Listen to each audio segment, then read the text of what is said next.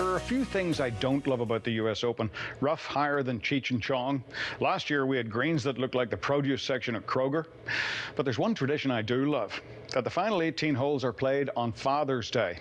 Kind of nice considering so many of the champions played for the first time with their dads. Your champion, Tom Watson. Tell me how you started playing. 95% of the players were started by their dads. I was no different. My dad was not only my father, but he was my best friend. And he was a good athlete, and he could do anything, and that's what he did. He introduced me to everything. We did everything together, and it was great. He was the hardest working man I ever knew. Nobody could outwork my father. He'd be on the range with you from 8 in the morning till dark. It was incredible often he was right. I mean, you'd be there for 7 hours hitting balls, hitting balls, hitting balls. I know. And you wouldn't get it. And then 5 minutes before the end, he'd put it in, just say it differently. Yeah. That was it.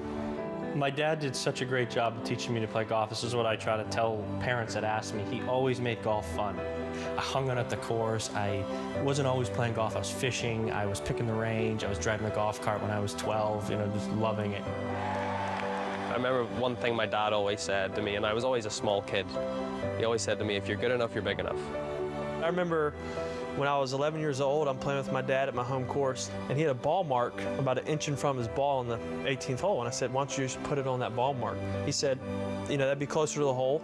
It's only 1 inch, but if you ever budge the rules 1 inch, you're guilty of all of them. Was he tough on you? Yeah, Dad was tough. He didn't suffer fools very gladly, and he didn't suffer a mishit shot. And my father walked over, as stern as he could be, and he said, that's it. Walked back to the clubhouse. He yanked the club out of my bag, took the clubs and put them on his shoulder. And he said, you're not going to play again until you can appreciate this game and you can act like a gentleman. Did they know my father taught you as well? He was my only teacher, and I had more laughs and worked harder than I ever intended to work. If you were with my dad, you'd no choice. Yeah, that's true. Yeah, it was very funny. Dr. Hoyt said I may lose these 3 fingers and I may never play golf again. And my father gave me a hug and a kiss, looked at me right close to my face. He said, son, it makes no difference if you ever play golf again. I said, how could you say that, Dad? He says, 'cause son, you were the best I ever saw. And I went back to Dr. Hoyt. I said, do what you have to do, doctor. My father told me I was good. I don't think I said a word for 10, 20 seconds. I couldn't get anything out, so.